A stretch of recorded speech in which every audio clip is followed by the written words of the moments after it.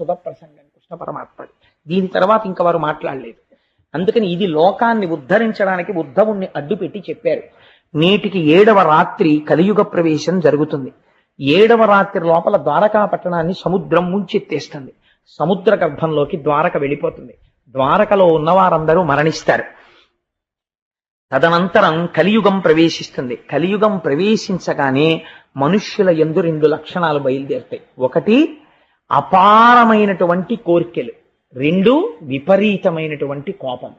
ఎవ్వడూ కూడా తన తప్పు తాను తెలుసుకునే ప్రయత్నం కలియుగంలో చెయ్యడు. ప్రతి వాడికి కోపమే, ప్రతి వాడికి కోరికలే. కోరికల చేత, అపారమైనటువంటి కోపము చేత తమ ఆయుర్దాయాన్ని తాము తగ్గించేసుకుంటారు. కోపము చేతని, అపారమైన కోరికల చేతను తిరగడం వల్ల వ్యాధులు వస్తాయి. ఇవాళ చాలా మంది డాక్టర్లు చెప్తుంటారు, మీరు ఇంత టెన్షన్డ్గా తిరగడం వల్లే బీపీ వస్తుంది మీకు అంటుంటారు. నెర్వస్ టెన్షన్స్ వస్తాయి. అప్పుడే చెప్పేశాడు కృష్ణ పరమాత్మ, వీళ్ళకి వ్యాధులు పొట్టమరించి వీళ్ళ ఆయుర్దాయాన్ని వీళ్ళు తగ్గించేసుకుంటారు. కలియుగంలో ఉండేటటువంటి మనుష్యులకి రాను రాను రాను రాను వేదము ప్రమాణము కాదు, యజ్ఞయాగాదులు చేయకండి, వేదము చేత ప్రోక్తమైనటువంటి భగవన్మూర్తులను పూజించకండి అని చెప్పినటువంటి మాటలు బాగా రుచిస్తాయి. రుచించి కోట్ల జన్మల అదృష్టం చేత వేదము ప్రమాణమని అంగీకరించగలిగినటువంటి స్థితిలో పుట్టిన వారు కూడా వదిలిపెట్టేసుకుంటారు. వదిలిపెట్టేసుకుని తమంత తాముగా పాషండమతములను కౌగిలించుకుని అభ్యున్నతిని విడిచిపెట్టి వేరు మార్గములలో వెళ్ళిపోతారు. అల్పాయుర్దాయంతో జీవిస్తారు. పూజలు తమ మనస్సుని సంస్కరించుకోవడానికి, ఆచారములు తమంత తాము పాటించడానికి వచ్చాయి. ఒక ఉపవాసం అనేటటువంటిది తక్కువ పదార్థాన్ని తీసుకుని శరీరాన్ని నిలబెట్టుకుని మరింత పవిత్రంగా పూజ చేసుకోవడం కోసమని ఉపవాసం అన్న ఆచారం వచ్చింది. కట్టుకున్న బట్ట చెమట వాసన కొట్టి, కట్టుకున్న బట్ట అన్ని రకాలైనటువంటి సంపర్కముతో ఉన్నదైతే దాని యొక్క స్పర్శ చేత శరీరములోనున్న మనస్సు నిలకడ పొందవని ఆరేసిన బట్ట కట్టుకో, లేకపోతే పట్టుబట్ట కట్టుకో అని శాస్త్రం నిర్దేశించింది. కానీ రాను రాను రాను రాను కలియుగంలో ఏమవుతుందంటే ఆచారాన్ని విడిచిపెట్టేయడానికి ప్రజలు ఇష్టపడతారు. ఆచారం పక్కన పెట్టేసి ఆచారము లేని పూజ చెయ్యడం ఇష్టపడతారు. ఆచారం అక్కర్లేదనేటటువంటి పూజలు ఏముంటాయో వాటి యందు మక్కువ చూపిస్తారు. వాటి వలన ప్రమాదము కొని తెచ్చుకుంటున్నామని తెలుసుకోరు. అంతఃశుద్ధి ఉండదు, చిత్తశుద్ధి ఏర్పడక ఆచారము సంప్రదాయమును విడిచిపెట్టినటువంటి పూజల యందు మక్కువ చూపించి తిరగడం ప్రారంభం చేస్తారు. అయ్యో, ఈ ఆచారం పాటించడం అనేటటువంటిది మన మనస్సుని సంస్కరిస్తుంది అని తెలుసుకోవడం మానేస్తారు. మానేసి ఏ పూజ చేస్తే, ఏ రూపాన్ని ఆశ్రయిస్తే ఆచారం అక్కర్లేదని ప్రచారం ఉంటుందో అటువైపుకే తొందరగా అడుగేస్తారు. కానీ దానివల్ల తాము పొందవలసినటువంటి స్థితిని పొందలేము అని తెలుసుకోలేకపోతారు. ఇవన్నీ కృష్ణ పరమాత్మ చెప్పిన మాటలన్నీ. ఇంద్రియములకు వశులైపోతారు. ఎప్పుడూ ఇంద్రియములకు బానిసలై ఇంద్రియము చెప్పిన మాటని ఎదురు తిరిగి నేను ఎందుకు అనుభవించాలని అడిగేవాడు ఉండడు. మనస్సు కంటితో అనుభవించంటే బానిస అయి తిరుగుతాడు, చెవితో వినమంటే బానిస అయి తిరుగుతాడు. ఎందుకు అలా చేస్తామని అడిగితే అధిక్షేపిస్తాడు. ముఠాలు కడతారు, సంఘాలు కడతారు, కొట్టుకుంటారు. రాజులే ప్రజల సొమ్ము దోచుకుంటారు, ప్రజలు రాజుల మీద తిరగబడతారు. ఎవడికి యోగ్యతని బట్టి గౌరవం ఉండదు, వాడి పాండిత్యమును బట్టి గౌరవం ఉండదు, వాడి భక్తిని బట్టి గౌరవం ఉండదు. ఏ రకంగా ఆర్జించాడన్నది ప్రధానం అవ్వదు కలియుగంలో, ఎంత ఆర్జించాడన్నది ప్రధానం. ఎవడికి ఐశ్వర్యం ఉందో వాడే పండితుడు, ఎవడికి ఐశ్వర్యం ఉన్నదో వాడే పెద్ద పెద్ద దేవస్థానాలకి ట్రస్టీ. వాడికి ఆచమనం చేయడం కూడా చేత కాకపోవచ్చు, కానీ వాడు ట్రస్టీగా ఉంటాడు. ఎందుకు? వాడికి ఏమొచ్చు? వాడు ఆ దేవస్థానాన్ని ఏమైనా సంస్కరించగలడా? వాడు ఏమైనా నడిపించగలడా? వాడు ఔదార్యం ఉన్నవాడా? అక్కర్లేదు. వాడు ఏమైనా పూజ చేయగలడా? పోనీ ఓ అయ్యప్ప స్వామి గుడి ట్రస్టీలా 10 భగవత్ కార్యాలు చేయించగలరా? వాళ్ళ డబ్బు తీసుకొచ్చి భక్తులకి పెట్టి మీరు డబ్బు ఇవ్వకండి పూజలు చేసుకోండి అనగలరా? అనలేరు. కానీ ఎందుకు మరి ట్రస్టీలు అవుతారు అంటే అది కలియుగం యొక్క లక్షణం. కాబట్టి పనికి మాలిన వాళ్ళు వెళ్ళి ఆలయాల నిర్వహణలో పూనుకుని ఈశ్వరుని యొక్క స్వరూపాన్ని ప్రజలకి అందించడంలో భంగపాటుకి గురైపోతారు. కాబట్టి అందరూ ఎంతసేపు గుళ్ళ చుట్టూ తిరిగేవాళ్లే కానీ అసలు కలియుగంలో వెళ్ళవలసినటువంటిది భగవంతుడి పాదములను గట్టిగా పట్టుకుని తరించిపోయినటువంటి మహాపురుషులైన వాళ్ళు ఉన్నారు. ఒక రమణ మహర్షి, ఒక రామకృష్ణ పరమహంస, అటువంటి మహాపురుషులు వెళ్ళిపోవచ్చు. కానీ వాళ్ళు తిరుగాడిన ఆశ్రమాలు ఉన్నాయి. అటువంటి ఆశ్రమాలకు వెళ్ళి మన కాలు పెట్టి తొక్కాలి, కానీ ఆశ్రమాలకు వెళ్ళరు. అటువంటి ఆశ్రమాలకు వెళ్ళి కాళ్ళు పెట్టాలి. అటువంటి మహాపురుషుల యొక్క మూర్తుల్ని సేవించాలి, కానీ అక్కడికి వెళ్ళరు. వెళ్లకుండా హీనమైనటువంటి భక్తితో కోర్కెలు తీరడానికి ఎవరిని పట్టుకుంటే సులువుగా తీరుతాయి, ఇదే ప్రశ్న అడుగుతారు. ఈశ్వరుడు యందు భేదం చూస్తారు. ఈ మూర్తిని పట్టుకుంటే కోరిక తీరుతుంది, ఈ మూర్తిని పూజించాలని ఆ మూర్తికి తెలిస్తే కోపం వస్తుందేమో అంటాడు, కానీ ఒక్క మూర్తియే ఇలా ఉందని తెలుసుకోరు. ఈశ్వరుడు యందు భేదబుద్ధి గోచరిస్తుంది. కాబట్టి ఉద్ధవా, నేను నీకొక్క మాట చెప్తాను, ఈ వాక్యాన్ని నువ్వు బాగా జ్ఞాపకం పెట్టుకో. ఇదే నేను మొన్న గోవింద పట్టాభిషేకం జరుగుతుండగా నా మనసుని తొలిచేసిన వాక్యం. ఈ ప్రపంచమునందు ఉన్నదంతా డొల్లయే అని నువ్వు తెలుసుకోవడానికి నీకు ఒక గొప్ప యాసిడ్ టెస్ట్ చెప్పేస్తున్నాను. ఇంద్రియముల చేత నీకు ఏది సుఖాన్ని ఇస్తోందో అదంతా డొల్లా, అది నీ మనుష్య జన్మని పాడు చేయడానికి వచ్చిందని గుర్తుపెట్టుకో. ఎంత గొప్ప మాట చెప్పేశాడో చూడండి. దీని నుంచి దాటాలని నువ్వు అనుకుంటున్నావా? నీకు నేను ఒక మాట చెప్తాను. ఇక్కడి నుంచి బదరికాశ్రమానికి వెళ్ళిపో. బదరికాశ్రమానికి వెళ్ళిపోయి కలియుగంలో నామాన్ని గట్టిగా పట్టుకోవడం నేర్చుకో. ఈశ్వర నామాన్ని విడిచిపెట్టకు. గట్టిగా భగవంతుని యొక్క నామం పట్టుకో. చాలా మంది చాలా విషయాల్ని గజిబిజి చేసేసి అనేక రకాలుగా చెప్పేస్తారు. అసలు ఏది ఏమిటో ఉద్ధవా నేను నీకు చెప్పేస్తాను. ఇవి బాగా జీవితంలో జ్ఞాపకం పెట్టుకో. ఎవరైతే ప్రయత్నపూర్వకంగా కొంతకాలం మౌనంగా ఉంటారో, చంద్రశేఖర పరమాచార్య స్వామి బయటికి వచ్చి ఒక్క మాట మాట్లాడితే లక్షల మంది అర్రులు చాచేవారు. అటువంటి చంద్రశేఖర పరమాచార్య స్వామి వారు స్వయముగా బ్రహ్మమైపోయారు. వారికి పూజ ఎందుకండి? ఒరుగంటి పూజ అని ప్రతిరోజు గంట సేపు పూజ చేసేవారు. అలాగే ప్రయత్నపూర్వకంగా కొన్నాళ్ళు మౌన దీక్షలోకి వెళ్ళిపోయేవారు, మాట్లాడేవారు కాదు. మహాత్ములైన వాళ్ళు మనకి మార్గం చూపిస్తారు ఎలా బ్రతకాలో. కాబట్టి మౌనము, ఇంద్రియ నిగ్రహము, జపము, తపస్సు, మంత్రమును అనుష్ఠానము చేయుట, భగవన్మూర్తి ముందు కూర్చొనుట, ఈశ్వరుణ్ణి సేవించుట. ఒక సెలవు దినం వస్తే ఎలా గడపాలని కాదు, ఒక 4 గంటలో 5 గంటలో మన ఇంట్లో కాసేపు కూర్చొని భార్య భర్త కూర్చుని ఒక స్తోత్రం చేసుకుందాం, ఇలాంటి ఆలోచనలు రావు. కానీ ఎవరు వీటిని పాటించడం మొదలు పెట్టారో వాళ్ళు మెట్లెక్కడం మొదలు పెట్టేస్తారు. ఉద్ధవా, జ్ఞాపకం పెట్టుకో. కాబట్టి మౌనము, జపము, తపము, నామము, పూజ ఇవి ప్రారంభించాలి. క్రమముగా దీని వలన నేనేమిస్తాను? ఇంద్రియములకు లొంగని స్థితిని ఇస్తాను. ఇంద్రియాలని బలవంతంగా తొక్కపెట్టడం వేరండి. ఎందుచేతనో తెలుసా? ఒకడు అక్కడే గోనె సంచులున్నాయి, ఆ గోనె సంచుల్ని తీస్తుంటే పాము ఇలా ఇలా వచ్చేసింది. వాడు కంగారులో ఆ పావుని దూరంగా పారేద్దామని ఇలా పట్టేసుకున్నాడు. పట్టుకోవడంలో అది కరవడానికి వీలు లేకుండా పావుని పట్టుకున్నాడు. ఇప్పుడు మీరు ఒక మాట చెప్పండి, నాకు ఇలాంటి యథార్థమైన సంఘటన ఒకటి తెలుసు, అందుకే దీన్ని ప్రయోగించాను నేను. ఈ చేత్తో పావుని పట్టుకున్నవాడు పావుని గెలిచాడా? అనుకోకుండా పావుని పట్టుకున్నాడు. పావుని పట్టుకున్నాడు. నేను మృత్యువుని గెలిచాను, పావుని గెలిచానని వాడు అనగలడా? అనలేడు. పావు తోక కింద తిరుగుతూ ఉంటుంది ఊపుతూ. వాడికి ఇప్పుడు ఈ పట్టుకున్న పావుని ఎలా విసిరేయాలో తెలియదు. ఎటు విసిరితే ఇది మళ్ళీ వస్తుందో ఏమిటో అసలు అంత ఆలోచన కూడా ఉండదు. భయపడిపోయి గజ గజ గజ గజ వణికిపోతుంటాడు. వాడు జయించాడా పావుని? పాము చేత వీడు జయింపబడచ్చా? చెప్పలేం. ఇంద్రియాల్ని బలవంతంగా అణిచిపెట్టిన వాడి స్థితి అంటే. అందుకే ఇంద్రియానికి కావలసిన సుఖం వేదం ఏం చెప్పిందో ఆ సుఖమునివ్వాలి. అందుకే ఆశ్రమములన్నిటిలో నేను ఏ ఆశ్రమమునయ్యున్నానో తెలుసా? నేను గృహస్థాశ్రమమయ్యున్నాను అని చెప్పాడు కృష్ణుడు. ఎందుచేత? ధర్మబద్ధమైపోయింది సుఖమంతా. ఈ ఇంద్రియములు ఏ సుఖాన్ని పొందవచ్చో ఆ సుఖమును నువ్వు హాయిగా వేదము చెప్పిన సుఖాలని అనుభవించవచ్చు. వేదము ఎలా చెప్పిందో అలా అనుభవించవచ్చు.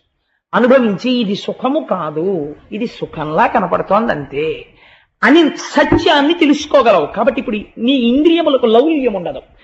ఇంద్రియాలని గెలవడం అంటే ఏమిటో తెలుసా అండి?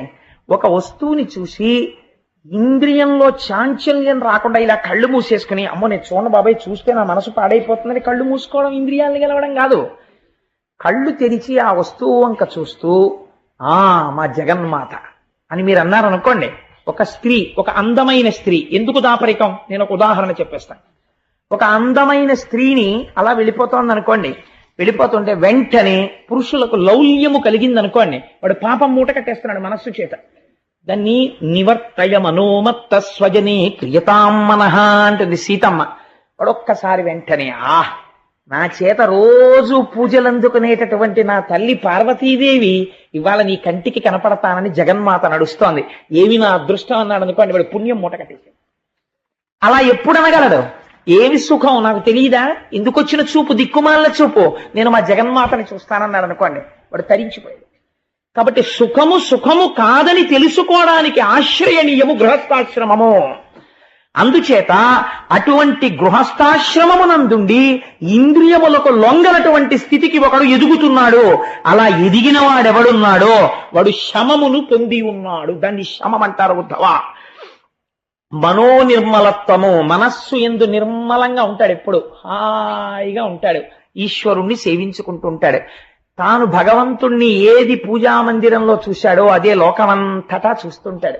బెంగ పెట్టుకోడు కృష్ణావతారం అయిపోయిందని. కృష్ణావతారం అయిపోవడం ఏమిటి? నాకు కనపడుతున్న వాళ్ళందరూ కృష్ణ స్వరూపాలే అంటాడు, పొంగిపోతాడు. కాబట్టి ఇప్పుడు ఏమైపోయింది? సమత్వ బుద్ధితో ఉంటాడు. ఇటువంటి దాన్ని విద్య అని పిలుస్తారు. ఇది తెలియక వాడు వేరు నేను వేరు అని ఎప్పుడు కుచ్చిత బుద్ధితో ఉండి పైకి ఎలా కనపడినా, ఎంత పవిత్రమైన వాళ్లే కనపడినా, లోపల పరమ కుళ్ళు బుద్ధితో ఉన్నవాడెవడున్నాడో వాడు అవిద్యయందున్నాడు. వాడు విద్యయందు లేడు, వాడికి విద్య తెలియదు. చిత్తశుద్ధి, తృప్తి, నాకు ఈశ్వరుడు ఏమి ఇవ్వలేదు అన్న తృప్తితో ఉండగలిగిన వాడెవడున్నాడో వాడు దమమును పొంది ఉన్నాడు. మీకు తీసుకొచ్చి ఇంత అన్నం పెట్టేశారనుకోండి, మీరు తినగలరా? మీ కడుపు నిండడానికి ఇంత అన్నం దొరికింది అనుకోండి, చాలు. ఇంత అన్నం ఇవాళ తినడానికి ఈశ్వరుడు ఇచ్చాడు, అది నమలడానికి పళ్ళు ఇచ్చాడు, పళ్ళు ఉంచాడు, కడుపులోకి వెళ్ళిన దాన్ని జీర్ణం చేస్తున్నాడు, చాలు. ఇంకింతకన్నా ఏం కావాలి నాకు? ఇంట్లో 10 బస్తాలు ఉంటే తింటానా ఈ పూట? చాలు. ఏ పూట కా పూట నాకు ఆకలేసినప్పుడు వెంటనే అన్నం దొరికేట్టు ఈశ్వరుడు చేస్తున్నాడు. ఇంకింతకన్నా ఏం కావాలి? ఇది నమ్మాడు కావ్యకంఠ గణపతి ముని. కాబట్టి అరుణాచలం వెళ్ళి తమ్ముడు ఏడుస్తున్నాడు అన్నం లేదని. వెళ్ళి ఒక బ్రాహ్మణ గృహం కనబడింది. ఆ బ్రాహ్మణ గృహం ముందు నిలబడి భవతి భిక్షాం దేహి అన్నాడు. కాలి గజ్జలు గల్లుమంటూ ఒక ఆవిడ బయటికి వచ్చి, అయ్యో నాయన ఆకలితో ఉన్నారా, రండిని కూర్చోపెట్టి అన్నం పెట్టింది. ఇద్దరు అన్నం తినేశారు అన్నదమ్ములు. తాంబూలం వేసుకుని ఆయన అరుగు మీద పడుకోండి అంది. అమ్మా ఇంటాయన ఏరమ్మా అన్నారు. ఇంటాయన లోపల ఉన్నాడయ్యా, ఆయన దర్శనమంతా తేలిగ్గా దొరికేది కాదులే అంది. ఆయన తాంబూలం వేసుకుని ఆవిడ దక్షిణ ఇచ్చిన దక్షిణ కూడా ఉంది. అన్నదమ్ములు ఇద్దరూ అలిసిపోయి కడుపు నిండా తిని అరుగు మీద పడుకున్నారు. మర్నాడు తెల్లవారుజామున తెలివచ్చింది. తల్లి నిన్న రాత్రి ఆకలితో ఉన్నప్పుడు అన్నం పెట్టింది, ఆ అమ్మకో నమస్కారం అనుకుని చూశాడు. అది గణపతి గుడి యొక్క అరుగు. ఎక్కడి నుంచి వచ్చింది ఇల్లు? నమ్ముకున్న వాడికి నమ్ముకున్నంత. నీకు ఆకలేసినప్పుడు అన్నం పెట్టడానికి జగదంబ నీ వెంట తిరిగితే నీకు ఇంకే ఐశ్వర్యం కావాలి? నువ్వు నమ్ముకుని అమ్మని ఇక్కడ సుప్రతిష్ఠితం చేసుకుంటే నీకు ఇంకింతకన్నా ఏ ఐశ్వర్యం కావాలి? సమస్త జగదాధారుడు నావాడై ఉన్నాడు అన్న తృప్తి కలిగి ఉండడం దమం. ఎవడు ఈశ్వరుడు యందు భక్తితో ఉండి నియమపాలనం చేస్తాడో అది నిజమైన సుఖం. ఎవడు ఈ శరీరంతో అన్ని అనుభవిద్దామని దాచేసుకుంటాడో, ఈ శరీరం ఉండిపోతుందని నమ్ముకుంటాడో అదే దుఃఖం. కాబట్టి ఎవడు గుణములకు సాక్షిగా ఉండడాన్ని నేర్చుకుంటున్నాడో, ఆ కోపం ఎందుకు వచ్చింది? ఎవరి కోపం ఎక్కడి నుంచి వచ్చింది? ఒకనాడు ప్రశాంతంగా ఉన్నాడు. ఈ ప్రశాంతత ఎవరు నిద్రపోయారు? ఎవరు లేచారు? నిద్రపోయినప్పుడు ఎవరున్నారు? మరి లేచినప్పుడు ఎవరున్నారు? నిద్రలో లేనిది లేచినప్పుడు ఎక్కడి నుంచి వచ్చింది? లేచినప్పుడున్నది నిద్రలో ఏమైపోయింది అని తనలో తను ఎవరు విచారణ చేసుకుని జాగృత, స్వప్న, సుషుప్తి అనబడే 3 అవస్థలకి సాక్షిగా ఉంటున్నాడో వాడే ఈశ్వరుడై నాదో ఏకమైపోతున్నాడు. కాబట్టి ఇది తెలుసుకోవడానికి ప్రయత్నము చేయని వాడు చిల్లున్న మట్టి కుండలో నీళ్లు పోసుకుని రాత్రి తాగుదాం అనుకున్న పిచ్చివాడు. ఆయుక్షీణం అయిపోతుంది వాడికి, కన్నంలో నీళ్లు కారిపోతున్నాయి, ఇంకా ఎప్పుడో ఏదో తెలుసుకుందాం అనుకుంటాడు. అవకాశం వచ్చినప్పుడు తొందరగా తెలుసుకుని దాన్ని తీసుకొచ్చి ఆచరణలో పెట్టుకోలేనటువంటి మూఢుడు వాడు. చిల్లుకుండ యందు నీరు పోసుకుని రాత్రి తాగుదాం అనుకున్న మౌఢ్యం ఉన్నవాడు. కాబట్టి ఇవి అన్ని బాగా నిలబడడానికి ఉద్ధవా ముందు నువ్వు ఒక ప్రయత్నాన్ని ప్రారంభించు. ఏం చేస్తావు? కంచుతో కాని, సీసంతో కాని, వెండితో కాని, బంగారంతో కాని నా మూర్తిని చేసి ఇంట పెట్టుకో. అందరం కూడా తెలుసుకుని జీవితంలో పాటించవలసినటువంటి తుద ప్రసంగం కృష్ణ పరమాత్ముడు. దీని తర్వాత ఇంక వారు మాట్లాడలేదు. అందుకని ఇది లోకాన్ని ఉద్ధరించడానికి ఉద్ధవుణ్ణి అడ్డుపెట్టి చెప్పారు. నేటికి 7వ రాత్రి కలియుగ ప్రవేశం జరుగుతుంది. 7వ రాత్రి లోపల ద్వారకా పట్టణాన్ని సముద్రం ముంచెత్తేస్తుంది. సముద్ర గర్భంలోకి ద్వారక వెళ్ళిపోతుంది. ద్వారకలో ఉన్నవారందరూ మరణిస్తారు. తదనంతరం కలియుగం ప్రవేశిస్తుంది. కలియుగం ప్రవేశించగానే మనుష్యుల యందు 2 లక్షణాలు బయలుదేరుతాయి. 1 అపారమైనటువంటి కోర్కెలు, 2 విపరీతమైనటువంటి కోపం. ఎవ్వడూ కూడా తన తప్పు తాను తెలుసుకునే ప్రయత్నం కలియుగంలో చెయ్యడు. ప్రతి వాడికి కోపమే, ప్రతి వాడికి కోర్కెలే. కోర్కెల చేత, అపారమైనటువంటి కోపము చేత తమ ఆయుర్దాయాన్ని తాము తగ్గించేసుకుంటారు. కోపము చేతని, అపారమైన కోర్కెల చేతను తిరగడం వల్ల వ్యాధులు వస్తాయి. ఇవాళ చాలా మంది డాక్టర్లు చెప్తుంటారు, మీరు ఇంత టెన్షన్డ్గా తిరగడం వల్లే బీపీ వస్తుంది మీకు అంటుంటారు. నెర్వస్ టెన్షన్స్ వస్తాయి. అప్పుడే చెప్పేశాడు కృష్ణ పరమాత్మ, వీళ్ళకి వ్యాధులు పొటమరించి వీళ్ళ ఆయుర్దాయాన్ని వీళ్ళు తగ్గించేసుకుంటారు. కలియుగంలో ఉండేటటువంటి మనుష్యులకి రాను రాను రాను రాను వేదము ప్రమాణము కాదు, యజ్ఞయాగాదులు చెయ్యకండి, వేదము చేత ప్రోక్తమైనటువంటి భగవన్మూర్తులను పూజించకండి అని చెప్పినటువంటి మాటలు బాగా రుచిస్తాయి. రుచించి కోట్ల జన్మల అదృష్టం చేత వేదము ప్రమాణమని అంగీకరించగలిగినటువంటి స్థితిలో పుట్టిన వారు కూడా వదిలిపెట్టేసుకుంటారు. వదిలిపెట్టేసుకుని తమంత తాముగా పాషండమతములను కౌగిలించుకుని అభ్యున్నతిని విడిచిపెట్టి వేరు మార్గములలో వెళ్ళిపోతారు. అల్పాయుర్దాయంతో జీవిస్తారు. పూజలు తమ మనస్సుని సంస్కరించుకోవడానికి, ఆచారమును తమంత తాము పాటించడానికి వచ్చాయి. ఒక ఉపవాసం అనేటటువంటిది తక్కువ పదార్థాన్ని తీసుకుని శరీరాన్ని నిలబెట్టుకుని మరింత పవిత్రంగా పూజ చేసుకోవడం కోసమని ఉపవాసం అన్న ఆచారం వచ్చింది.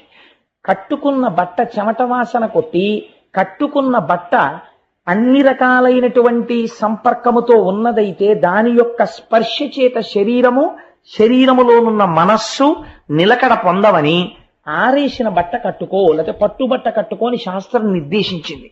కానీ రాను రాను రాను రాను కలియుగంలో ఏమవుతుందంటే ఆచారాన్ని విడిచిపెట్టేయడానికి ప్రజలు ఇష్టపడతారు. ఆచారం పక్కన పెట్టేసి ఆచారము లేని పూజ చెయ్యడం ఇష్టపడతారు. ఆచారం అక్కర్లేదనేటటువంటి పూజలు ఏముంటాయో వాటి యందు మక్కువ చూపిస్తారు. వాటి వలన ప్రమాదము కొని తెచ్చుకుంటున్నామని తెలుసుకోరు. అంతఃశుద్ధి ఉండదు, చిత్తశుద్ధి ఏర్పడక ఆచారము సంప్రదాయమును విడిచిపెట్టినటువంటి పూజల యందు మక్కువ చూపించి తిరగడం ప్రారంభం చేస్తారు. అయ్యో, ఈ ఆచారం పాటించడం అనేటటువంటిది మన మనస్సుని సంస్కరిస్తుంది అని తెలుసుకోవడం మానేసి ఏ పూజ చేస్తే, ఏ రూపాన్ని ఆశ్రయిస్తే ఆచారం అక్కర్లేదని ప్రచారం ఉంటుందో అటువైపుకే తొందరగా అడుగేస్తారు. కానీ దానివల్ల తాము పొందవలసినటువంటి స్థితిని పొందలేము అని తెలుసుకోలేకపోతారు. ఇవన్నీ కృష్ణ పరమాత్మ చెప్పిన మాటలన్నీ. ఇంద్రియములకు వశులైపోతారు. ఎప్పుడూ ఇంద్రియములకు బానిసలై ఇంద్రియము చెప్పిన మాటని ఎదురు తిరిగి నేను ఎందుకు అనుభవించాలని అడిగేవాడు ఉండడు. మనస్సు కంటితో అనుభవించంటే బానిస అయి తిరుగుతాడు, చెవితో వినమంటే బానిస అయి తిరుగుతాడు. ఎందుకు అలా చేస్తామని అడిగితే అధిక్షేపిస్తాడు. ముఠాలు కడతారు, సంఘాలు కడతారు, కొట్టుకుంటారు. రాజులే ప్రజల సొమ్ము దోచుకుంటారు, ప్రజలు రాజుల మీద తిరగబడతారు. ఎవడికి యోగ్యతని బట్టి గౌరవం ఉండదు, వాడి పాండిత్యమును బట్టి గౌరవం ఉండదు, వాడి భక్తిని బట్టి గౌరవం ఉండదు. ఏ రకంగా ఆర్జించాడన్నది ప్రధానం అవ్వదు. కలియుగంలో ఎంత ఆర్జించాడన్నది ప్రధానం. ఎవడికి ఐశ్వర్యం ఉందో వాడే పండితుడు, ఎవడికి ఐశ్వర్యం ఉన్నదో వాడే పెద్ద పెద్ద దేవస్థానాలకి ట్రస్టీ. వాడికి ఆచమనం చేయడం కూడా చేత కాకపోవచ్చు, కానీ వాడు ట్రస్టీగా ఉంటాడు. ఎందుకు? వాడికి ఏమొచ్చు? వాడు ఆ దేవస్థానాన్ని ఏమైనా సంస్కరించగలడా? వాడు ఏమైనా నడిపించగలడా? వాడు ఔదార్యం ఉన్నవాడా? అక్కర్లేదు. వాడు ఏమైనా పూజ చేయగలడా? పోనీ ఓ అయ్యప్ప స్వామి గుడి ట్రస్టీలా 10 భగవత్ కార్యాలు చేయించగలరా? వాళ్ళ డబ్బు తీసుకొచ్చి భక్తులకి పెట్టి మీరు డబ్బు ఇవ్వకండి పూజలు చేసుకోండి అనగలరా? అనలేరు. కానీ ఎందుకు మరి ట్రస్టీలు అవుతారు అంటే అది కలియుగం యొక్క లక్షణం. కాబట్టి పనికి మాలిన వాళ్ళు వెళ్ళి ఆలయాల నిర్వహణలో పూనుకుంటారు. పూనుకుని ఈశ్వరుని యొక్క స్వరూపాన్ని ప్రజలకి అందించడంలో భంగపాటుకి గురైపోతారు. కాబట్టి అందరూ ఎంతసేపు గుళ్ళ చుట్టూ తిరిగేవాళ్లే కానీ అసలు కలియుగంలో వెళ్ళవలసినటువంటిది భగవంతుడి పాదములను గట్టిగా పట్టుకుని తరించిపోయినటువంటి మహాపురుషులైన వాళ్ళు ఉన్నారు. ఒక రమణ మహర్షి, ఒక రామకృష్ణ పరమహంస, అటువంటి మహాపురుషులు వెళ్ళిపోవచ్చు, కానీ వాళ్ళు తిరుగాడిన ఆశ్రమాలున్నాయి. అటువంటి ఆశ్రమాలకు వెళ్ళి మన కాలు పెట్టి తొక్కాలి, కానీ ఆశ్రమాలకు వెళ్ళరు. అటువంటి ఆశ్రమాలకు వెళ్ళి కాళ్ళు పెట్టాలి. అటువంటి మహాపురుషుల యొక్క మూర్తుల్ని సేవించాలి, కానీ అక్కడికి వెళ్ళరు. వెళ్లకుండా హీనమైనటువంటి భక్తితో కోర్కెలు తీరడానికి ఎవరిని పట్టుకుంటే సులువుగా తీరుతాయి, ఇదే ప్రశ్న అడుగుతారు. ఈశ్వరుడు యందు భేదం చూస్తారు. ఈ మూర్తిని పట్టుకుంటే కోరిక తీరుతుంది, ఈ మూర్తిని పూజించాలని ఆ మూర్తికి తెలిస్తే కోపం వస్తుందేమో అంటాడు, కానీ ఒక్క మూర్తియే ఇలా ఉందని తెలుసుకోరు. ఈశ్వరుడు యందు భేదబుద్ధి గోచరిస్తుంది. కాబట్టి ఉద్ధవా, నేను నీకొక్క మాట చెప్తాను, ఈ వాక్యాన్ని నువ్వు బాగా జ్ఞాపకం పెట్టుకో. ఇదే నేను మొన్న గోవింద పట్టాభిషేకం జరుగుతుండగా నా మనసుని తొలిచేసిన వాక్యం. ఈ ప్రపంచమునందు ఉన్నదంతా డొల్లయే అని నువ్వు తెలుసుకోవడానికి నీకు ఒక గొప్ప యాసిడ్ టెస్ట్ చెప్పేస్తున్నాను. ఇంద్రియముల చేత నీకు ఏది సుఖాన్ని ఇస్తోందో అదంతా డొల్లా, అది నీ మనుష్య జన్మని పాడు చేయడానికి వచ్చిందని గుర్తుపెట్టుకో. ఎంత గొప్ప మాట చెప్పేశాడో చూడండి. దీని నుంచి దాటాలని నువ్వు అనుకుంటున్నావా? నీకు నేను ఒక మాట చెప్తాను. ఇక్కడి నుంచి బదరికాశ్రమానికి వెళ్ళిపో. బదరికాశ్రమానికి వెళ్ళిపోయి కలియుగంలో నామాన్ని గట్టిగా పట్టుకోవడం నేర్చుకో. ఈశ్వర నామాన్ని విడిచిపెట్టకు. గట్టిగా భగవంతుని యొక్క నామం పట్టుకో. చాలా మంది చాలా విషయాల్ని గజిబిజి చేసేసి అనేక రకాలుగా చెప్పేస్తారు.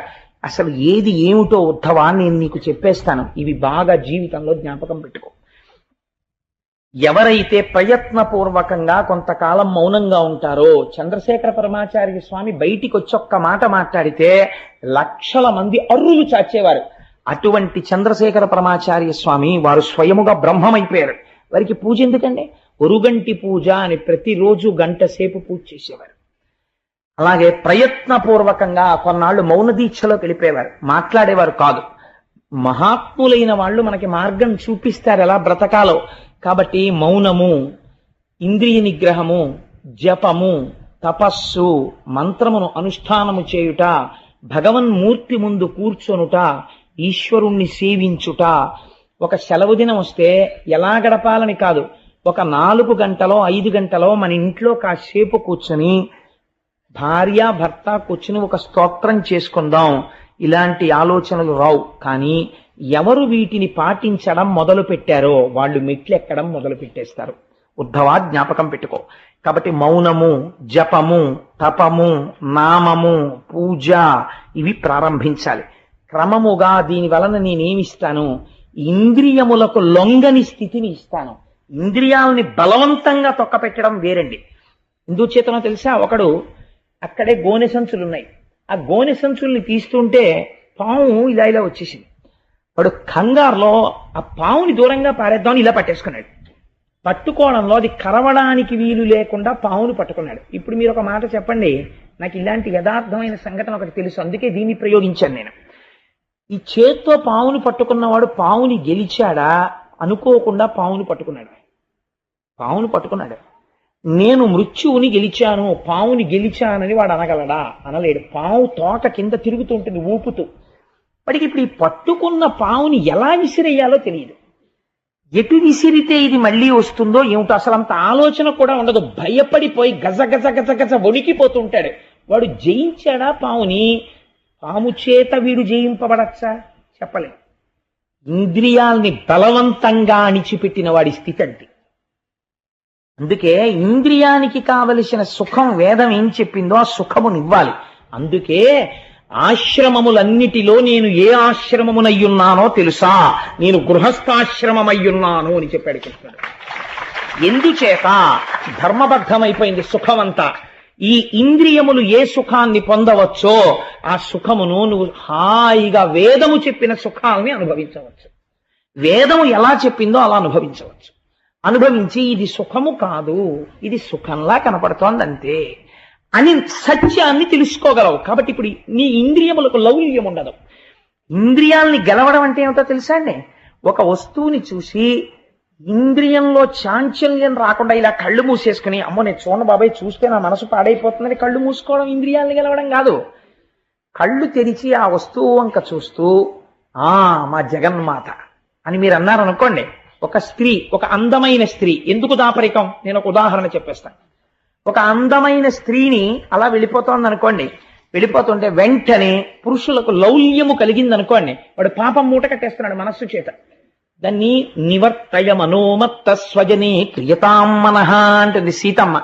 వాడు ఒక్కసారి వెంటనే నా చేత రోజు పూజలందుకునేటటువంటి నా తల్లి పార్వతీదేవి ఇవాళ నీ కంటికి కనపడతానని జగన్మాత నడుస్తోంది, ఏమి నా అదృష్టం అన్నాడు అనుకోండి, వాడు పుణ్యం మూట కట్టేసి.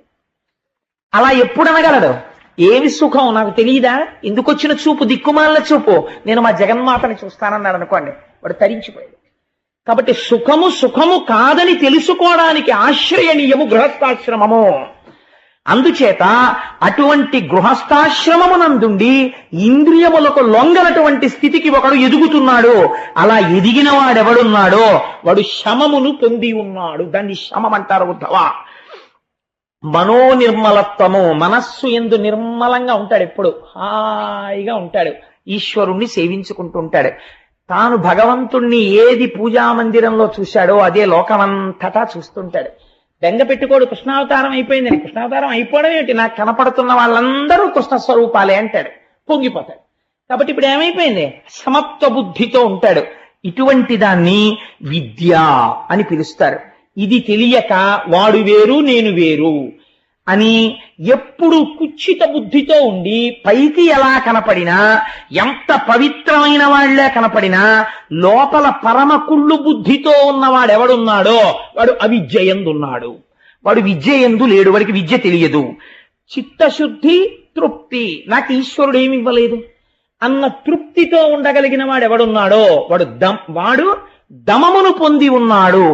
మీకు తీసుకొచ్చి ఇంత అన్నం పెట్టేశారనుకోండి, మీరు తినగలరా?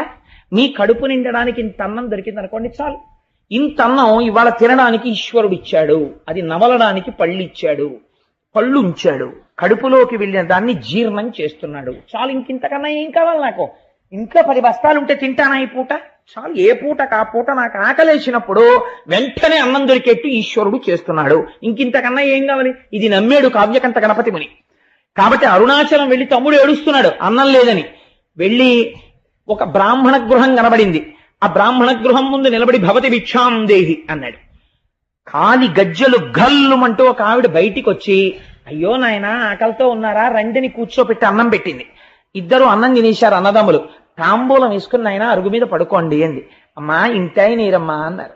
ఇంటాయన లోపల ఉన్నాడయ్యా, ఆయన దర్శనమంతా తేలిగ్గా దొరికేది కాదులే అంది. ఆయన తాంబూలం వేసుకుని ఆవిడ దక్షిణ ఇచ్చిన దక్షిణ కూడా ఉంది. అన్నదమ్ములు ఇద్దరూ అలిసిపోయి కడుపు నిండా తిని అరుగు మీద పడుకున్నారు. మర్నాడు తెల్లవారుజామున తెలివచ్చింది. తల్లి నిన్న రాత్రి ఆకలితో ఉన్నప్పుడు అన్నం పెట్టింది, ఆ అమ్మకో నమస్కారం అనుకుని చూశాడు. అది గణపతి గుడి యొక్క అరుగు. ఎక్కడి నుంచి వచ్చింది ఇల్లు? నమ్ముకున్న వాడికి నమ్ముకున్నంత. నీకు ఆకలేసినప్పుడు అన్నం పెట్టడానికి జగదంబ నీ వెంట తిరిగితే నీకు ఇంకే ఐశ్వర్యం కావాలి? నువ్వు నమ్ముకునే అమ్మని ఇక్కడ సుప్రతిష్ఠితం చేసుకుంటే నీకు ఇంకింతకన్నా ఏ ఐశ్వర్యం కావాలి? సమస్త జగదాధారుడు నావాడై ఉన్నాడు అన్న తృప్తి కలిగి ఉండడం దమం. ఎవడు ఈశ్వరుడు యందు భక్తితో ఉండి నియమపాలనం చేస్తాడో అది నిజమైన సుఖం. ఎవడు ఈ శరీరంతో అన్ని అనుభవిద్దామని దాచేసుకుంటాడో, ఈ శరీరం ఉండిపోతుందని నమ్ముకుంటాడో అదే దుఃఖం. కాబట్టి ఎవడు గుణములకు సాక్షిగా ఉండడాన్ని నేర్చుకుంటున్నాడో, కోపం ఎందుకు వచ్చింది, ఎవరి కోపం ఎక్కడి నుంచి వచ్చింది? ఒకనాడు ప్రశాంతంగా ఉన్నాడు. ఈ ప్రశాంతత ఎవరు నిద్రపోయారు, ఎవరు లేచారు? నిద్రపోయినప్పుడు ఎవరున్నారు, మరి లేచినప్పుడు ఎవరున్నారు? నిద్రలో లేనిది లేచినప్పుడు ఎక్కడి నుంచి వచ్చింది, లేచినప్పుడున్నది నిద్రలో ఏమైపోయింది అని తనలో తను ఎవరు విచారణ చేసుకుని జాగృత స్వప్న సుషుప్తి అనబడే 3 అవస్థలకి సాక్షిగా ఉంటున్నాడో వాడే ఈశ్వరుడై నాదో ఏకమైపోతున్నాడు. కాబట్టి ఇది తెలుసుకోవడానికి ప్రయత్నము చేయని వాడు చిల్లున్న మట్టి కుండలో నీళ్లు పోసుకుని రాత్రి తాగుదాం అనుకున్న పిచ్చివాడు. ఆయుక్షీణం అయిపోతుంది వాడికి, కన్నంలో నీళ్లు కారిపోతున్నాయి, ఇంకా ఎప్పుడో ఏదో తెలుసుకుందాం అనుకుంటాడు. అవకాశం వచ్చినప్పుడు తొందరగా తెలుసుకుని దాన్ని తీసుకొచ్చి ఆచరణలో పెట్టుకోలేనటువంటి మూఢుడు వాడు. చిల్లుకుండ యందు నీరు పోసుకుని రాత్రి తాగుదాం అనుకున్న మౌఢ్యం ఉన్నవాడు. కాబట్టి ఇవి అన్ని బాగా నిలబడడానికి ఉద్ధవా ముందు నువ్వు ఒక ప్రయత్నాన్ని ప్రారంభించు. ఏం చేస్తావు? కంచుతో కాని, సీసంతో కాని, వెండితో కాని, బంగారంతో కాని నా మూర్తిని చేసి ఇంట పెట్టుకో. అందరం కూడా తెలుసుకుని జీవితంలో పాటించవలసినటువంటి తుద ప్రసంగం కృష్ణ పరమాత్మది. దీని తర్వాత ఇంక వారు మాట్లాడలేదు. అందుకని ఇది లోకాన్ని ఉద్ధరించడానికి ఉద్ధవుణ్ణి అడ్డుపెట్టి చెప్పారు. నేటికి 7వ రాత్రి కలియుగ ప్రవేశం జరుగుతుంది. 7వ రాత్రి లోపల ద్వారకా పట్టణాన్ని సముద్రం ముంచెత్తేస్తుంది. సముద్ర గర్భంలోకి ద్వారక వెళ్ళిపోతుంది. ద్వారకలో ఉన్నవారందరూ మరణిస్తారు. తదనంతరం కలియుగం ప్రవేశిస్తుంది. కలియుగం ప్రవేశించగానే మనుష్యుల యందు 2 లక్షణాలు బయలుదేరుతాయి. ఒకటి అపారమైనటువంటి కోరికలు, 2 విపరీతమైనటువంటి కోపం. ఎవ్వడూ కూడా తన తప్పు తాను తెలుసుకునే ప్రయత్నం కలియుగంలో చెయ్యడు. ప్రతి వాడికి కోపమే, ప్రతి వాడికి కోరికలే. కోరికల చేత, అపారమైనటువంటి కోపము చేత తమ ఆయుర్దాయాన్ని తాము తగ్గించేసుకుంటారు. కోపము చేతని, అపారమైన కోర్కెల చేతను తిరగడం వల్ల వ్యాధులు వస్తాయి. ఇవాళ చాలా మంది డాక్టర్లు చెప్తుంటారు, మీరు ఇంత టెన్షన్డ్గా తిరగడం వల్లే బీపీ వస్తుంది మీకు అంటుంటారు. నెర్వస్ టెన్షన్స్ వస్తాయి. అప్పుడే చెప్పేశాడు కృష్ణ పరమాత్మ, వీళ్ళకి వ్యాధులు పొటమరించి వీళ్ళ ఆయుర్దాయాన్ని వీళ్ళు తగ్గించేసుకుంటారు. కలియుగంలో ఉండేటటువంటి మనుష్యులకి రాను రాను రాను రాను వేదము ప్రమాణము కాదు, యజ్ఞయాగాదులు చెయ్యకండి, వేదము చేత ప్రోక్తమైనటువంటి భగవన్మూర్తులను పూజించకండి అని చెప్పినటువంటి మాటలు బాగా రుచిస్తాయి. రుచించి కోట్ల జన్మల అదృష్టం చేత వేదము ప్రమాణమని అంగీకరించగలిగినటువంటి స్థితిలో పుట్టిన వారు కూడా వదిలిపెట్టేసుకుంటారు. వదిలిపెట్టేసుకుని తమంత తాముగా పాషండమతములను కౌగిలించుకుని అభ్యున్నతిని విడిచిపెట్టి వేరు మార్గములలో వెళ్ళిపోతారు. అల్పాయుర్దాయంతో జీవిస్తారు. పూజలు తమ మనస్సుని సంస్కరించుకోవడానికి, ఆచారములు తమంత తాము పాటించడానికి వచ్చాయి. ఒక ఉపవాసం అనేటటువంటిది తక్కువ పదార్థాన్ని తీసుకుని శరీరాన్ని నిలబెట్టుకుని మరింత పవిత్రంగా పూజ చేసుకోవడం కోసమని ఉపవాసం అన్న ఆచారం వచ్చింది. కట్టుకున్న బట్ట చెమట వాసన కొట్టి, కట్టుకున్న బట్ట అన్ని రకాలైనటువంటి సంపర్కముతో ఉన్నదైతే దాని యొక్క స్పర్శ చేత శరీరములోనున్న మనస్సు నిలకడ పొందవని ఆరేసిన బట్ట కట్టుకో, లేకపోతే పట్టుబట్ట కట్టుకోని శాస్త్రం నిర్దేశించింది. కానీ రాను రాను రాను రాను కలియుగంలో ఏమవుతుందంటే ఆచారాన్ని విడిచిపెట్టేయడానికి ప్రజలు ఇష్టపడతారు. ఆచారం పక్కన పెట్టేసి ఆచారము లేని పూజ చెయ్యడం ఇష్టపడతారు. ఆచారం అక్కర్లేదనేటటువంటి పూజలు ఏముంటాయో వాటి యందు మక్కువ చూపిస్తారు. వాటి వలన ప్రమాదము కొని తెచ్చుకుంటున్నామని తెలుసుకోరు. అంతఃశుద్ధి ఉండదు, చిత్తశుద్ధి ఏర్పడక ఆచారము సంప్రదాయమును విడిచిపెట్టినటువంటి పూజల యందు మక్కువ చూపించి తిరగడం ప్రారంభం చేస్తారు. అయ్యో, ఈ ఆచారం పాటించడం అనేటటువంటిది మన మనస్సుని సంస్కరిస్తుంది అని తెలుసుకోవడం మానేసి ఏ పూజ చేస్తే, ఏ రూపాన్ని ఆశ్రయిస్తే ఆచారం అక్కర్లేదని ప్రచారం ఉంటుందో అటువైపుకే తొందరగా అడుగేస్తారు. కానీ దానివల్ల తాము పొందవలసినటువంటి స్థితిని పొందలేము అని తెలుసుకోలేకపోతారు. ఇవన్నీ కృష్ణ పరమాత్మ చెప్పిన మాటలన్నీ. ఇంద్రియములకు వశులైపోతారు. ఎప్పుడూ ఇంద్రియములకు బానిసలై ఇంద్రియము చెప్పిన మాటని ఎదురు తిరిగి నేను ఎందుకు అనుభవించాలని అడిగేవాడు ఉండడు. మనస్సు కంటితో అనుభవించంటే బానిస అయి తిరుగుతాడు, చెవితో వినమంటే బానిస అయి తిరుగుతాడు. ఎందుకు అలా చేస్తామని అడిగితే అధిక్షేపిస్తాడు. ముఠాలు కడతారు, సంఘాలు కడతారు, కొట్టుకుంటారు. రాజులే ప్రజల సొమ్ము దోచుకుంటారు, ప్రజలు రాజుల మీద తిరగబడతారు. ఎవడికి యోగ్యతని బట్టి గౌరవం ఉండదు, వాడి పాండిత్యమును బట్టి గౌరవం ఉండదు, వాడి భక్తిని బట్టి గౌరవం ఉండదు. ఏ రకంగా ఆర్జించాడన్నది ప్రధానం అవ్వదు కలియుగంలో, ఎంత ఆర్జించాడన్నది ప్రధానం. ఎవడికి ఐశ్వర్యం ఉందో వాడే పండితుడు, ఎవడికి ఐశ్వర్యం ఉన్నదో వాడే పెద్ద పెద్ద దేవస్థానాలకి ట్రస్టీ. వాడికి ఆచమనం చేయడం కూడా చేత కాకపోవచ్చు, కానీ వాడు ట్రస్టీగా ఉంటాడు. ఎందుకు? వాడికి ఏమొచ్చు? వాడు ఆ దేవస్థానాన్ని ఏమైనా సంస్కరించగలడా? వాడు ఏమైనా నడిపించగలడా? వాడు ఔదార్యం ఉన్నవాడా? అక్కర్లేదు. వాడు ఏమైనా పూజ చేయగలడా? పోనీ ఓ అయ్యప్ప స్వామి గుడి ట్రస్టీలా 10 భగవత్ కార్యాలు చేయించగలరా? వాళ్ళ డబ్బు తీసుకొచ్చి భక్తులకి పెట్టి మీరు డబ్బు ఇవ్వకండి పూజలు చేసుకోండి అనగలరా? అనలేరు. కానీ ఎందుకు మరి ట్రస్టీలు అవుతారు అంటే అది కలియుగం యొక్క లక్షణం.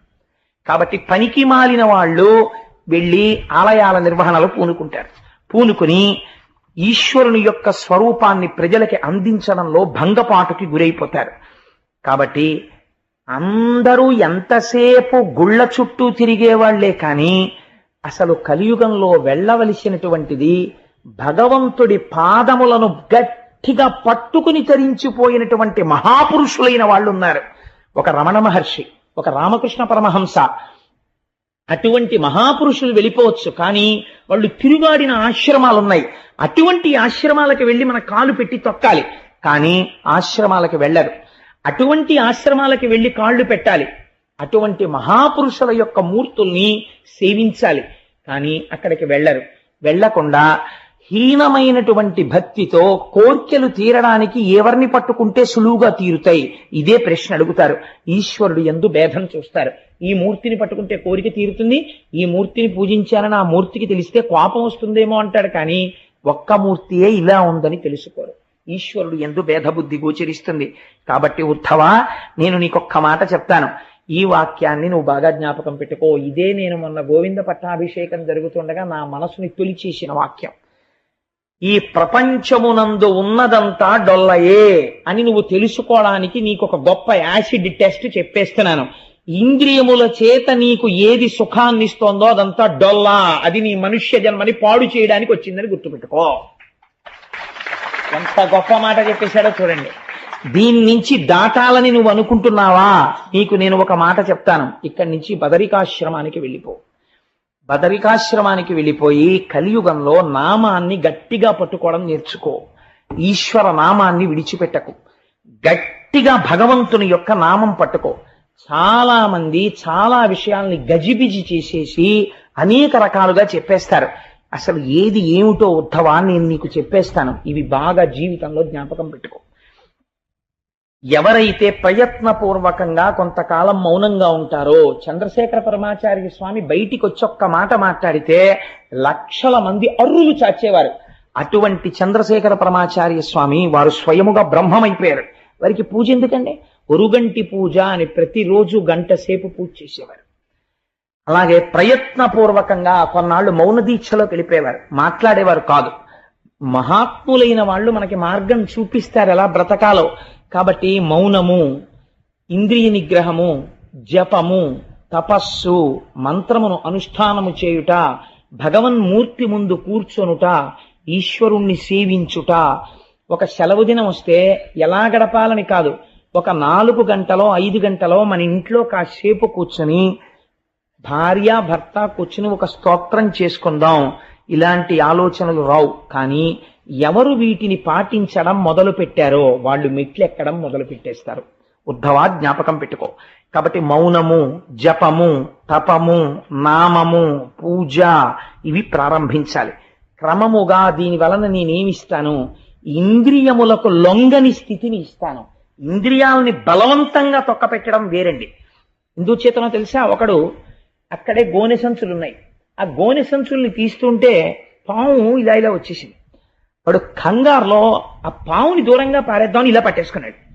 పట్టుకోవడంలో అది కరవడానికి వీలు లేకుండా పావుని పట్టుకున్నాడు. ఇప్పుడు మీరు ఒక మాట చెప్పండి, నాకు ఇలాంటి యథార్థమైన సంఘటన ఒకటి తెలుసు, అందుకే దీన్ని ప్రయోగించాను నేను. ఈ చేత్తో పావుని పట్టుకున్నవాడు పావుని గెలిచాడా? అనుకోకుండా పావుని పట్టుకున్నాడు. పావుని పట్టుకున్నాడు. నేను మృత్యువుని గెలిచాను, పావుని గెలిచానని వాడు అనగలడా? అనలేడు. పావు తోక కింద తిరుగుతుంటుంది ఊపుతూ.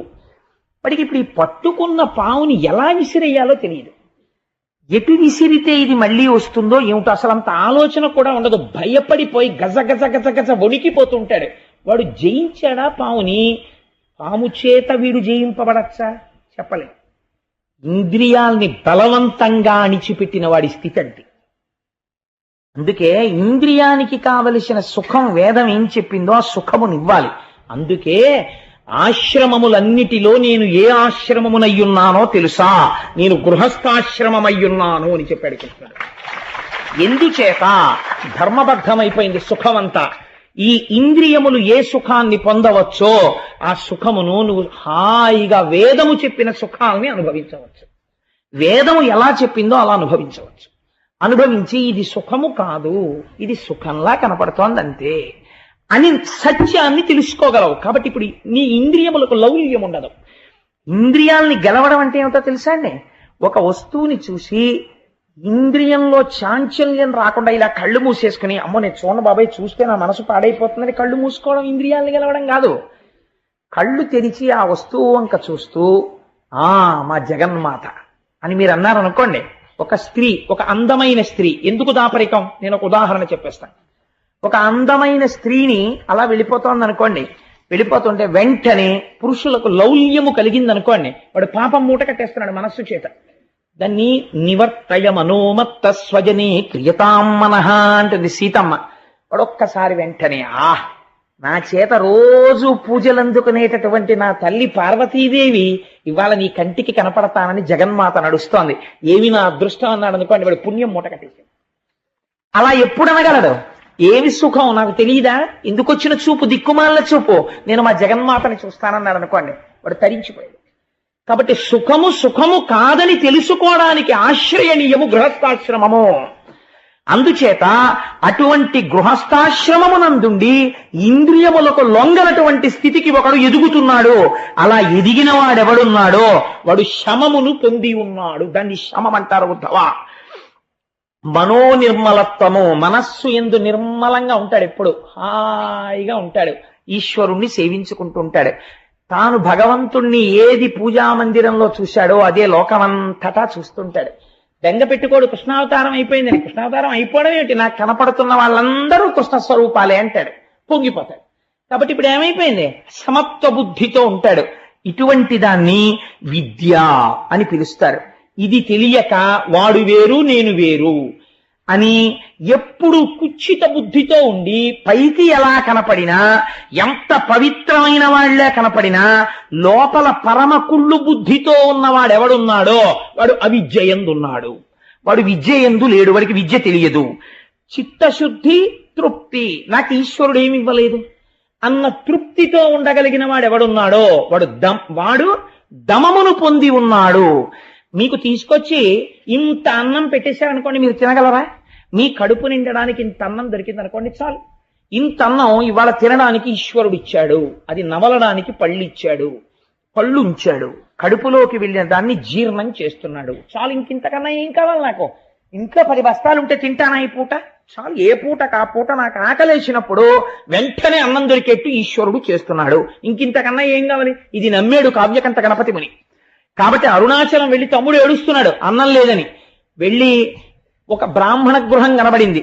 ఆ బ్రాహ్మణ గృహం ముందు నిలబడి భవతి భిక్షాం దేహి అన్నాడు. కాలి గజ్జలు గల్లుమంటూ ఒక ఆవిడ బయటికి వచ్చి, అయ్యో నాయన ఆకలితో ఉన్నారా, రండిని కూర్చోపెట్టి అన్నం పెట్టింది. ఇద్దరు అన్నం తినేశారు అన్నదమ్ములు. తాంబూలం వేసుకుని ఆయన అరుగు మీద పడుకోండి అంది. అమ్మా ఇంటాయనీరమ్మా అన్నారు. ఇంటాయన లోపల ఉన్నాడయ్యా, ఆయన దర్శనం అంతా తేలిగ్గా దొరికేది కాదులే అంది. ఆయన తాంబూలం వేసుకుని ఆవిడ దక్షిణ ఇచ్చిన దక్షిణ కూడా ఉంది. అన్నదమ్ములు ఇద్దరూ అలిసిపోయి కడుపు నిండా తిని అరుగు మీద పడుకున్నారు. మర్నాడు తెల్లవారుజామున తెలివచ్చింది. తల్లి నిన్న రాత్రి ఆకలితో ఉన్నప్పుడు అన్నం పెట్టింది, ఆ అమ్మకు నమస్కారం అనుకుని చూశాడు. అది గణపతి గుడి యొక్క అరుగు. ఎక్కడి నుంచి వచ్చింది ఇల్లు? నమ్ముకున్న వాడికి నమ్ముకున్నంత. నీకు ఆకలేసినప్పుడు అన్నం పెట్టడానికి జగదంబ నీ వెంట తిరిగితే నీకు ఇంకే ఐశ్వర్యం కావాలి? నువ్వు నమ్ముకుని అమ్మని ఇక్కడ సుప్రతిష్ఠితం చేసుకుంటే నీకు ఇంకింతకన్నా ఏ ఐశ్వర్యం కావాలి? సమస్త జగదాధారుడు నావాడై ఉన్నాడు అన్న తృప్తి కలిగి ఉండడం దమం. ఎవడు ఈశ్వరుడు యందు భక్తితో ఉండి నియమపాలనం చేస్తాడో అది నిజమైన సుఖం. ఎవడు ఈ శరీరంతో అన్ని అనుభవిద్దామని దాచేసుకుంటాడో, ఈ శరీరం ఉండిపోతుందని నమ్ముకుంటాడో అదే దుఃఖం. కాబట్టి ఎవడు గుణములకు సాక్షిగా ఉండడాన్ని నేర్చుకుంటున్నాడో, ఆ కోపం ఎందుకు వచ్చింది? ఎవరి కోపం ఎక్కడి నుంచి వచ్చింది? ఒకనాడు ప్రశాంతంగా ఉన్నాడు. ఈ ప్రశాంతత ఎవరు నిద్రపోయారు, ఎవరు లేచారు? నిద్రపోయినప్పుడు ఎవరున్నారు, మరి లేచినప్పుడు ఎవరున్నారు? నిద్రలో లేనిది లేచినప్పుడు ఎక్కడి నుంచి వచ్చింది? లేచినప్పుడు ఉన్నది నిద్రలో ఏమైపోయింది అని తనలో తను ఎవరు విచారణ చేసుకుని జాగృత, స్వప్న, సుషుప్తి అనబడే 3 అవస్థలకి సాక్షిగా ఉంటున్నాడో వాడే ఈశ్వరుడై నాదో ఏకమైపోతున్నాడు. కాబట్టి ఇది తెలుసుకోవడానికి ప్రయత్నము చేయని వాడు చిల్లున్న మట్టి కుండలో నీళ్లు పోసుకుని రాత్రి తాగుదాం అనుకున్న పిచ్చివాడు. ఆయుక్షీణం అయిపోతుంది వాడికి, కన్నంలో నీళ్లు కారిపోతున్నాయి, ఇంకా ఎప్పుడో ఏదో తెలుసుకుందాం అనుకుంటాడు. అవకాశం వచ్చినప్పుడు తొందరగా తెలుసుకుని దాన్ని తీసుకొచ్చి ఆచరణలో పెట్టుకోలేనటువంటి మూఢుడు వాడు. చిల్లుకుండ యందు నీరు పోసుకుని రాత్రి తాగుదాం అనుకున్న మౌఢ్యం ఉన్నవాడు. కాబట్టి ఇవి అన్ని బాగా నిలబడడానికి ఉద్ధవా ముందు నువ్వు ఒక ప్రయత్నాన్ని ప్రారంభించు. ఏం చేస్తావు? కంచుతో కాని, సీసంతో కాని, వెండితో కాని, బంగారంతో కాని నా మూర్తిని చేసి ఇంట పెట్టుకో. అందరం కూడా తెలుసుకుని జీవితంలో పాటించవలసినటువంటి తుద ప్రసంగం కృష్ణ పరమాత్ముడు. దీని తర్వాత ఇంక వారు మాట్లాడలేదు. అందుకని ఇది లోకాన్ని ఉద్ధరించడానికి ఉద్ధవుణ్ణి అడ్డుపెట్టి చెప్పారు. నేటికి 7వ రాత్రి కలియుగ ప్రవేశం జరుగుతుంది. 7వ రాత్రి లోపల ద్వారకా పట్టణాన్ని సముద్రం ముంచెత్తేస్తుంది. సముద్ర గర్భంలోకి ద్వారక వెళ్ళిపోతుంది. ద్వారకలో ఉన్నవారందరూ మరణిస్తారు. తదనంతరం కలియుగం ప్రవేశిస్తుంది. కలియుగం ప్రవేశించగానే మనుష్యుల యందు 2 లక్షణాలు బయలుదేరుతాయి. 1 అపారమైనటువంటి కోర్కెలు, 2 విపరీతమైనటువంటి కోపం. ఎవ్వడూ కూడా తన తప్పు తాను తెలుసుకునే ప్రయత్నం కలియుగంలో చెయ్యడు. ప్రతి వాడికి కోపమే, ప్రతి వాడికి కోర్కెలే. కోర్కెల చేత, అపారమైనటువంటి కోపము చేత తమ ఆయుర్దాయాన్ని తాము తగ్గించేసుకుంటారు. కోపము చేతని, అపారమైన కోర్కెల చేతను తిరగడం వల్ల వ్యాధులు వస్తాయి. ఇవాళ చాలా మంది డాక్టర్లు చెప్తుంటారు, మీరు ఇంత టెన్షన్డ్గా తిరగడం వల్లే బీపీ వస్తుంది మీకు అంటుంటారు. నెర్వస్ టెన్షన్స్ వస్తాయి. అప్పుడే చెప్పేశాడు కృష్ణ పరమాత్మ, వీళ్ళకి వ్యాధులు పొటమరించి వీళ్ళ ఆయుర్దాయాన్ని వీళ్ళు తగ్గించేసుకుంటారు. కలియుగంలో ఉండేటటువంటి మనుష్యులకి రాను రాను రాను రాను వేదము ప్రమాణము కాదు, యజ్ఞయాగాదులు చేయకండి, వేదము చేత ప్రోక్తమైనటువంటి భగవన్మూర్తులను పూజించకండి అని చెప్పినటువంటి మాటలు బాగా రుచిస్తాయి. రుచించి కోట్ల జన్మల అదృష్టం చేత వేదము ప్రమాణమని అంగీకరించగలిగినటువంటి స్థితిలో పుట్టిన వారు కూడా వదిలిపెట్టేసుకుంటారు. వదిలిపెట్టేసుకుని తమంత తాముగా పాషండమతములను కౌగిలించుకుని అభ్యున్నతిని విడిచిపెట్టి వేరు మార్గములలో వెళ్ళిపోతారు. అల్పాయుర్దాయంతో జీవిస్తారు. పూజలు తమ మనస్సుని సంస్కరించుకోవడానికి, ఆచారములు తమంత తాము పాటించడానికి వచ్చాయి. ఒక ఉపవాసం అనేటటువంటిది తక్కువ పదార్థాన్ని తీసుకుని శరీరాన్ని నిలబెట్టుకుని మరింత పవిత్రంగా పూజ చేసుకోవడం కోసమని ఉపవాసం అన్న ఆచారం వచ్చింది. కట్టుకున్న బట్ట చెమట వాసన కొట్టి, కట్టుకున్న బట్ట అన్ని రకాలైనటువంటి సంపర్కముతో ఉన్నదైతే దాని యొక్క స్పర్శ చేత శరీరములోనున్న మనస్సు నిలకడ పొందవని ఆరేసిన బట్ట కట్టుకో, లేకపోతే పట్టుబట్ట కట్టుకోని శాస్త్రం నిర్దేశించింది. కానీ రాను రాను రాను రాను కలియుగంలో ఏమవుతుందంటే ఆచారాన్ని విడిచిపెట్టేయడానికి ప్రజలు ఇష్టపడతారు. ఆచారం పక్కన పెట్టేసి ఆచారము లేని పూజ చెయ్యడం ఇష్టపడతారు. ఆచారం అక్కర్లేదనేటటువంటి పూజలు ఏముంటాయో వాటి యందు మక్కువ చూపిస్తారు. వాటి వలన ప్రమాదము కొని తెచ్చుకుంటున్నామని తెలుసుకోరు. అంతఃశుద్ధి ఉండదు, చిత్తశుద్ధి ఏర్పడక ఆచారము సంప్రదాయమును విడిచిపెట్టినటువంటి పూజల యందు మక్కువ చూపించి తిరగడం ప్రారంభం చేస్తారు. అయ్యో, ఈ ఆచారం పాటించడం అనేటటువంటిది మన మనస్సుని సంస్కరిస్తుంది అని తెలుసుకోవడం మానేస్తారు. మానేసి ఏ పూజ చేస్తే, ఏ రూపాన్ని ఆశ్రయిస్తే ఆచారం అక్కర్లేదని ప్రచారం ఉంటుందో అటువైపుకే తొందరగా అడుగేస్తారు. కానీ దానివల్ల తాము పొందవలసినటువంటి స్థితిని పొందలేము అని తెలుసుకోలేకపోతారు. ఇవన్నీ కృష్ణ పరమాత్మ చెప్పిన మాటలన్నీ. ఇంద్రియములకు వశులైపోతారు. ఎప్పుడూ ఇంద్రియములకు బానిసలై ఇంద్రియము చెప్పిన మాటని ఎదురు తిరిగి నేను ఎందుకు అనుభవించాలని అడిగేవాడు ఉండడు. మనస్సు కంటితో అనుభవించంటే బానిస అయి తిరుగుతాడు, చెవితో వినమంటే బానిస అయి తిరుగుతాడు. ఎందుకు అలా చేస్తామని అడిగితే అధిక్షేపిస్తాడు. ముఠాలు కడతారు, సంఘాలు కడతారు, కొట్టుకుంటారు. రాజులే ప్రజల సొమ్ము దోచుకుంటారు, ప్రజలు రాజుల మీద తిరగబడతారు. ఎవడికి యోగ్యతని బట్టి గౌరవం ఉండదు, వాడి పాండిత్యమును బట్టి గౌరవం ఉండదు, వాడి భక్తిని బట్టి గౌరవం ఉండదు. ఏ రకంగా ఆర్జించాడన్నది ప్రధానం అవ్వదు కలియుగంలో, ఎంత ఆర్జించాడన్నది ప్రధానం. ఎవడికి ఐశ్వర్యం ఉందో వాడే పండితుడు, ఎవడికి ఐశ్వర్యం ఉన్నదో వాడే పెద్ద పెద్ద దేవస్థానాలకి ట్రస్టీ. వాడికి ఆచమనం చేయడం కూడా చేత కాకపోవచ్చు, కానీ వాడు ట్రస్టీగా ఉంటాడు. ఎందుకు? వాడికి ఏమొచ్చు? వాడు ఆ దేవస్థానాన్ని ఏమైనా సంస్కరించగలడా? వాడు ఏమైనా నడిపించగలడా? వాడు ఔదార్యం ఉన్నవాడా? అక్కర్లేదు. వాడు ఏమైనా పూజ చేయగలడా? పోనీ ఓ అయ్యప్ప స్వామి గుడి ట్రస్టీల్లా 10 భగవత్ కార్యాలు చేయించగలరా? వాళ్ళ డబ్బు తీసుకొచ్చి భక్తులకి పెట్టి మీరు డబ్బు ఇవ్వకండి పూజలు చేసుకోండి అనగలరా? అనలేరు. కానీ ఎందుకు మరి ట్రస్టీలు అవుతారు అంటే అది కలియుగం యొక్క లక్షణం. కాబట్టి పనికి మాలిన వాళ్ళు వెళ్ళి ఆలయాల నిర్వహణలో పూనుకుంటారు. పూనుకుని ఈశ్వరుని యొక్క స్వరూపాన్ని ప్రజలకి అందించడంలో భంగపాటుకి గురైపోతారు. కాబట్టి అందరూ ఎంతసేపు గుళ్ళ చుట్టూ తిరిగేవాళ్లే కానీ అసలు కలియుగంలో వెళ్ళవలసినటువంటిది భగవంతుడి పాదములను గట్టిగా పట్టుకుని తరించిపోయినటువంటి మహాపురుషులైన వాళ్ళు ఉన్నారు. ఒక రమణ మహర్షి, ఒక రామకృష్ణ పరమహంస, అటువంటి మహాపురుషులు వెళ్ళిపోవచ్చు. కానీ వాళ్ళు తిరుగాడిన ఆశ్రమాలు ఉన్నాయి. అటువంటి ఆశ్రమాలకు వెళ్ళి మన కాలు పెట్టి తొక్కాలి, కానీ ఆశ్రమాలకు వెళ్ళరు. అటువంటి ఆశ్రమాలకు వెళ్ళి కాళ్ళు పెట్టాలి. అటువంటి మహాపురుషుల యొక్క మూర్తుల్ని సేవించాలి, కానీ అక్కడికి వెళ్ళరు. వెళ్లకుండా హీనమైనటువంటి భక్తితో కోర్కెలు తీరడానికి ఎవరిని పట్టుకుంటే సులువుగా తీరుతాయి, ఇదే ప్రశ్న అడుగుతారు. ఈశ్వరుడు యందు భేదం చూస్తారు. ఈ మూర్తిని పట్టుకుంటే కోరిక తీరుతుంది, ఈ మూర్తిని పూజించాలని ఆ మూర్తికి తెలిస్తే కోపం వస్తుందేమో అంటాడు. కానీ ఒక్క మూర్తియే ఇలా ఉందని తెలుసుకోరు. ఈశ్వరుడు యందు భేదబుద్ధి గోచరిస్తుంది. కాబట్టి ఉద్ధవా, నేను నీకొక్క మాట చెప్తాను, ఈ వాక్యాన్ని నువ్వు బాగా జ్ఞాపకం పెట్టుకో. ఇదే నేను మొన్న గోవింద పట్టాభిషేకం జరుగుతుండగా నా మనసుని తొలిచేసిన వాక్యం. ఈ ప్రపంచమునందు ఉన్నదంతా డొల్లయే అని నువ్వు తెలుసుకోవడానికి నీకు ఒక గొప్ప యాసిడ్ టెస్ట్ చెప్పేస్తున్నాను. ఇంద్రియముల చేత నీకు ఏది సుఖాన్ని ఇస్తోందో అదంతా డొల్లా, అది నీ మనుష్య జన్మని పాడు చేయడానికి వచ్చిందని గుర్తుపెట్టుకో. ఎంత గొప్ప మాట చెప్పేశాడో చూడండి. దీని నుంచి దాటాలని నువ్వు అనుకుంటున్నావా? నీకు నేను ఒక మాట చెప్తాను. ఇక్కడి నుంచి బదరికాశ్రమానికి వెళ్ళిపో. బదరికాశ్రమానికి వెళ్ళిపోయి కలియుగంలో నామాన్ని గట్టిగా పట్టుకోవడం నేర్చుకో. ఈశ్వర నామాన్ని విడిచిపెట్టకు. గట్టిగా భగవంతుని యొక్క నామం పట్టుకో. చాలా మంది చాలా విషయాల్ని గజిబిజి చేసేసి అనేక రకాలుగా చెప్పేస్తారు. అసలు ఏది ఏమిటో ఉద్ధవా నేను నీకు చెప్పేస్తాను. ఇవి బాగా జీవితంలో జ్ఞాపకం పెట్టుకో. ఎవరైతే ప్రయత్నపూర్వకంగా కొంతకాలం మౌనంగా ఉంటారో, చంద్రశేఖర పరమాచార్య స్వామి బయటికి వచ్చి ఒక్క మాట మాట్లాడితే లక్షల మంది అర్రులు చాచేవారు. అటువంటి చంద్రశేఖర పరమాచార్య స్వామి వారు స్వయముగా బ్రహ్మమైపోయారు. వారికి పూజ ఎందుకండి? ఒరుగంటి పూజ అని ప్రతిరోజు గంట సేపు పూజ చేసేవారు.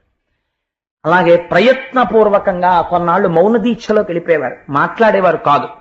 మహాత్ములైన వాళ్ళు మనకి మార్గం చూపిస్తారు ఎలా బ్రతకాలో. కాబట్టి మౌనము, ఇంద్రియ నిగ్రహము, జపము, తపస్సు, మంత్రమును అనుష్ఠానము చేయుట, భగవన్మూర్తి ముందు కూర్చొనుట, ఈశ్వరుణ్ణి సేవించుట. ఒక సెలవు దినం వస్తే ఎలా గడపాలని కాదు, ఒక 4 గంటలో 5 గంటలో మన ఇంట్లో కాసేపు కూర్చొని భార్య భర్త కూర్చుని ఒక స్తోత్రం చేసుకుందాం, ఇలాంటి ఆలోచనలు రావు. కానీ ఎవరు వీటిని పాటించడం మొదలు పెట్టారో వాళ్ళు మెట్లు ఎక్కడం మొదలు పెట్టేస్తారు. ఉద్ధవా జ్ఞాపకం పెట్టుకో. కాబట్టి మౌనము, జపము, తపము, నామము, పూజ ఇవి ప్రారంభించాలి. క్రమముగా దీని వలన నేనేమిస్తాను? ఇంద్రియములకు లొంగని స్థితిని ఇస్తాను. ఇంద్రియాలని బలవంతంగా తొక్కపెట్టడం వేరండి.